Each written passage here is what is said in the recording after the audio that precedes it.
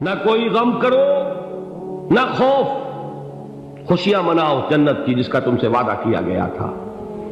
اللہ کی ربوبیت پر اطمینان جب انسان کو ہو جاتا، میرا رب اللہ ہے، ربی اللہ، انسان کے لیے نہ کوئی کھٹکا، نہ کوئی خطرہ، نہ کوئی خوف، نہ کوئی حزن۔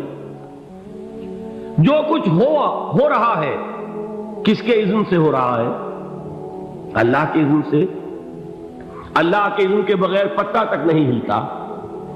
یہ کوئی اندھا بہرا مادہ نہیں ہے جس سے مجھے کوئی خوف ہو۔ اندھا بھینسا چلا رہا ہو اس سے تو ڈرنے کا ہر انسان کو ڈرنا چاہیے، نہ معلوم کس کو ٹکر مار دے۔ لیکن نہیں، اس کائنات کو چلانے والا ایک سمیع و بصیر خدا ہے، وہ جو میرا دوست ہے، میرا ولی ہے۔ اللہ ولی الذین آمنوا یخرجہم من الظلمات الی النور۔ اللہ اہل ایمان کا ولی ہے، ساتھی ہے، پشت پناہ ہے، مددگار ہے، حمایتی ہے۔ بتائیے جسے یقین ہو جائے کہ اللہ میرا مددگار، اللہ میرا محافظ، اللہ میرا پشت پناہ، اللہ میرا حمایتی، اس کے لیے کوئی خوف ہوگا؟ اس سے کوئی ڈر ہوگا؟ میں مثال دیا کرتا ہوں ایک بہت سادہ، پنجاب کے دیہات کی۔ تو بڑا چودھری ہے اور کوئی غریب کسان ہے۔ اس غریب کسان کے جانوروں کو ہر وقت اندیشہ ہوگا چوری کا، کوئی میری بھینس کھول کر نہ لے جائے، کوئی میرا بیل کھول کر نہ لے جائے۔ لیکن جس کے بارے میں یہ سب کو معلوم ہو کہ وہ جو بڑا چودھری ہے وہ اس کا دوست ہے، اس کی بچیا کو کوئی خوف ہوگا؟ اس کی بھینس پر کوئی ہاتھ ڈالے گا؟ اسے کوئی اندیشہ ہوگا؟ نہیں۔ کیوں؟ کہ وہ بڑا چودھری، بڑا اس کا یہاں کا سردار، جاگیردار، سب کو معلوم ہے وہ میرا دوست ہے، کوئی میرے خلاف اقدام نہیں کر سکتا۔ اس دنیا میں یہ چھوٹی سی بات اگر آپ کے دلی اطمینان اور سکون کا باعث بن سکتی ہے تو ذرا تصور کیجئے۔ میں لفظ تصور استعمال کروں گا صرف اس لیے کہ اس کا ہم جس کو کہتے ہیں ادراک اور شعور کر نہیں سکتے، اگر کے ساتھ کر سکتے۔ اگر یقین ہو کہ اللہ میرا مددگار اور یقین ہو کہ اللہ ہر آن میرے ساتھ ہے، پھر کوئی خوف؟ کس کا خوف؟ کوئی شے اللہ سے بالا تر ہے؟ کوئی قوت اس سے زیادہ طاقتور ہے؟ کوئی اس کے ارادے کو بدلنے والا ہے؟ کوئی اس کی مشیت کے آڑے آنے والا ہے؟ یہی بات ہے جو حضور نے فرمائی، یہ ایمان کا حاصل ہے لب لباب، کہ دیکھو اچھی طرح اس بات کو ذہن نشین کر لو، اگر تمام انسان مل کر تمہیں کوئی نقصان پہنچانا چاہے نہیں پہنچا سکتے، مگر جو کچھ اللہ نے لکھ دیا ہو، اور تمام انسان مل کر تمہیں کوئی نفع پہنچانا چاہے نہیں پہنچا سکتے، مگر وہ شے جو اللہ نے طے کر دی۔ آپ پھر میں کہوں گا ذرا طاری کیجئے، اسے فرض کیجئے، اسے سوچئے۔ اگر اس حدیث پر ہمارا دل ٹھکا ہوا ہو تو کسی سے ڈر ہوگا؟ یہ مجھے نقصان نہ پہنچا دے، یہ میری رپورٹ خراب نہ کر دے، یہ میری انکریمنٹ نہ رکوا دے، یہ میرا یہ نہ بگاڑ دے، یہ میرا یہ نقصان نہ پہنچا دے۔ اس کا ڈر، اس کا ڈر، اس کا خوف، اس کی خوشامد، اس کے لیے جا کر طرح طرح سے اپنی عزت نفس کو ذلیل کروانا اس کے سامنے، یہ سب کچھ کیوں کرتا ہے انسان؟ جب سمجھتا ہے کہ اس کے ہاتھ میں میرا کوئی نفع ہے، اس کے ہاتھ میں میرے لیے کوئی ضرر ہے، یہ مجھے کوئی غضب پہنچا سکتا ہے، یہ مجھے کوئی نقصان پہنچا سکتا ہے، یہ میرا کوئی کام بنا سکتا ہے، یہ میری کوئی ضرورت پوری کر سکتا ہے، اسی کا نام شرک ہے۔ جہاں آپ نے یہ سمجھا کہ غیر اللہ کے اندر کوئی طاقت موجود ہے، وہی شرک ہے۔ بتوں سے تجھ کو امیدیں، خدا سے نو امیدی، مجھے بتا تو صحیح اور کافری کیا ہے؟ شرک تو یہ ہے۔ جس پر بھی تمہیں یہ خیال ہے، کلمہ ہے یہ کلمہ سوم، لا حول ولا قوت الا باللہ، ذرا اس پر دل کو کبھی اگر آپ تصور کریں، پھر فرض کریں، دل ٹھک جائے اس پر، کوئی طاقت نہیں۔ یہی بات تھی جو شیخ عبد القادر جیلانی رحمۃ اللہ علیہ نے اپنی وصیت میں اپنے بچے سے کہی۔ 11ویں دینے والے ہیں، لیکن حضرت شیخ عبد القادر جیلانی کی وصیت اور تعلیمات کو کتنے لوگ ہیں کہ جانتے ہو؟ یہ جن مقامات تک پہنچے ہیں وہ کس چیز کی بدولت پہنچے؟ انہوں نے جو پیغام دیا وہ کیا تھا؟ اے میرے بچے، جس طریقے سے قرآن مجید میں حضرت لقمان کی نصیحتیں جو ہے نقل کر دی گئی ہیں، میں یہ عرض کروں گا بالفرض اگر قرآن حضرت عبد القادر جیلانی کے بعد نازل ہوا ہوتا تو شیخ عبد القادر کی یہ نصیحتیں بھی قرآن میں درج ہوتی۔ اتنی اونچی نصیحتیں ہیں۔ اے میرے بچے، اس حقیقت کو ذہن نشین کر لے، لا فاعل فی الحقیقت ولا مؤثر الا اللہ۔ اس کائنات میں نہ کوئی فاعل حقیقی ہے نہ مؤثر حقیقی ہے سوائے اللہ۔ کسی شے میں کوئی تاثیر نہیں اگر اللہ نہ چاہے۔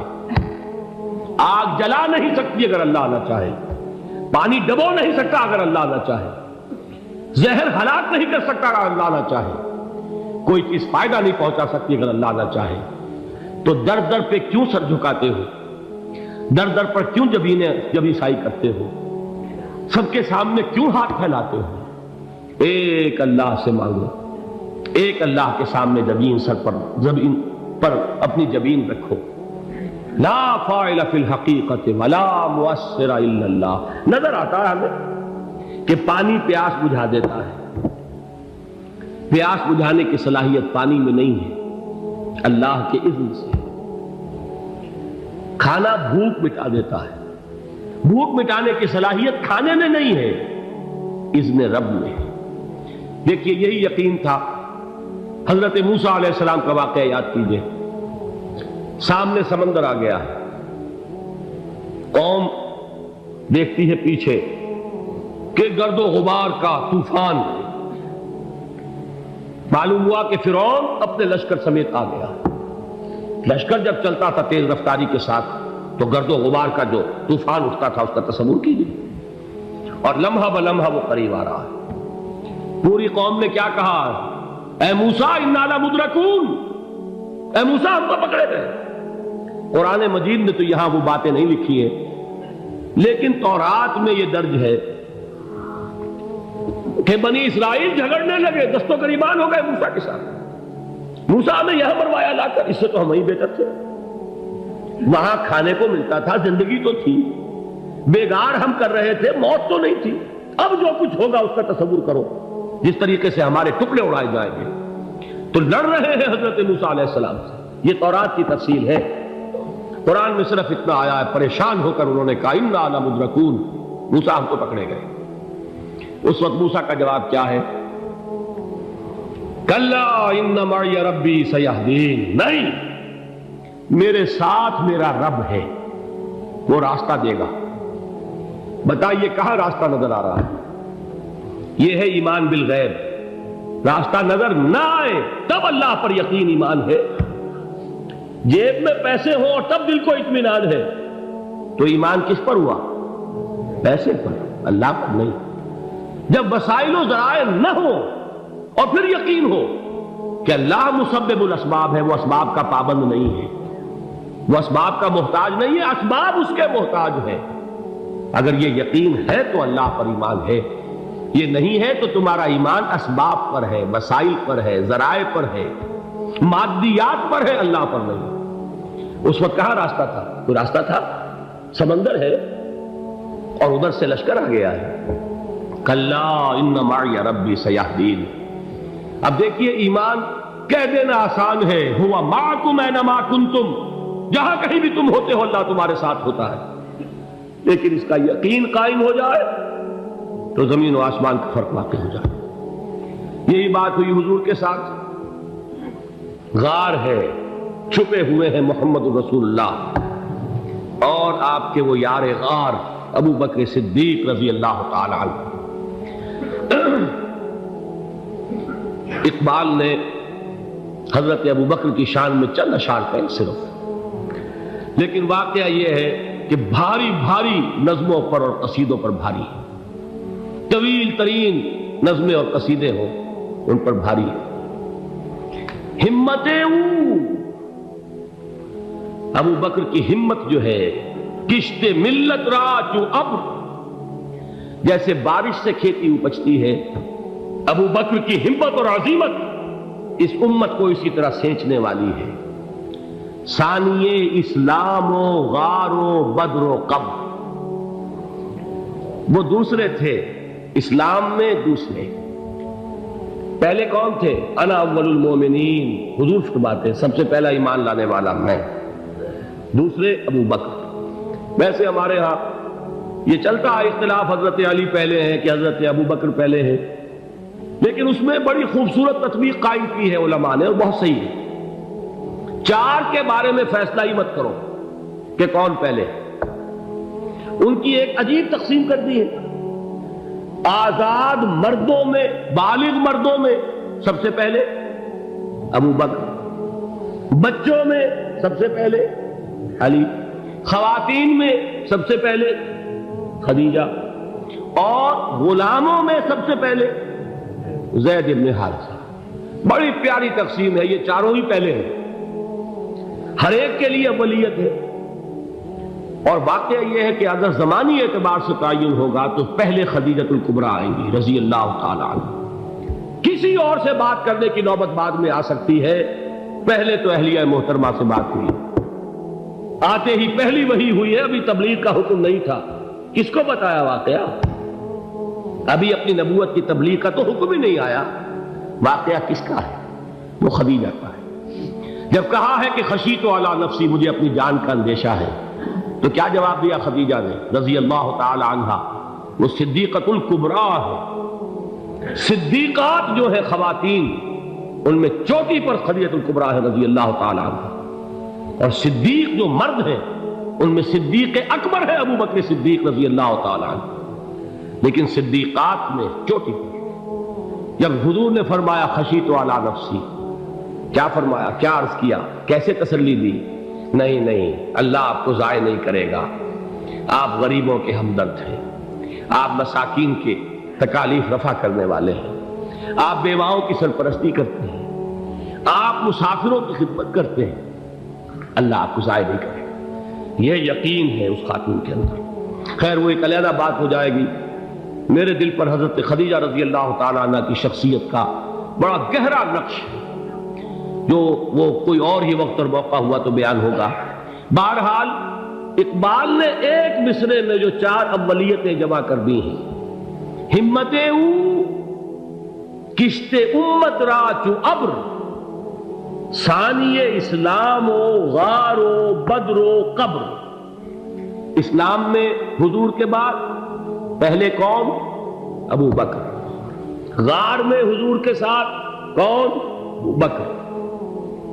بدر کی رات اللہ کا رسول سربسجود وہ جھاڑ، وہ گھاس پھوس کی جو جھوپڑی بنائی گئی تھی، اور وہاں تلوار ننگی لے کر پہرا دینے والا کون؟ ابو بکر۔ اور اس حجرہ عائشہ میں محمد کے بعد سب سے پہلے دفن ہونے والا کون؟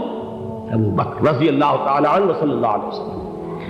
وہ جو معاملہ میں سنا رہا تھا غار ثور کا، حضرت ابو بکر بھی حضور کے خیال سے لرز گئے ہیں۔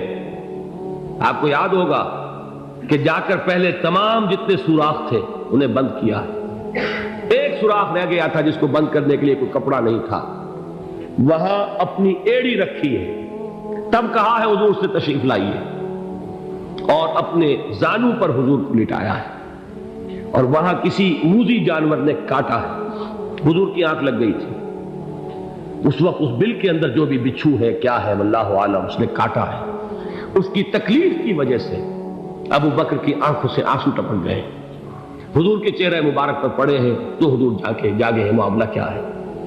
ایڑی نہیں ہٹائی وہاں سے، مبادا وہ جانور وہاں سے نکل کر محمد الرسول اللہ کو کوئی گزن پہنچا دے، ابو بکر کی ایڑی ہے، جس طرح چاہے کھا لے، ختم کر دے، جان نکل جائے تب کوئی آنچ آئے، محمد پر تو آئے، لیکن جیتے جی نہیں۔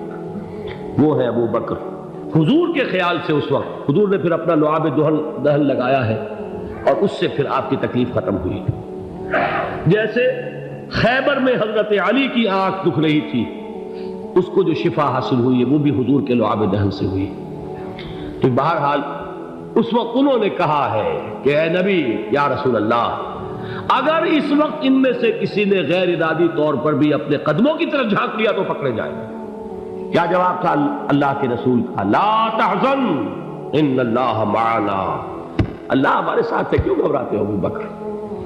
یہ ہے ایمان باللہ، میرا مالک اللہ، میرا رازق اللہ، میرا محافظ اللہ، میرا مددگار اللہ، میرا پشت پناہ اللہ، میرا دوست اللہ۔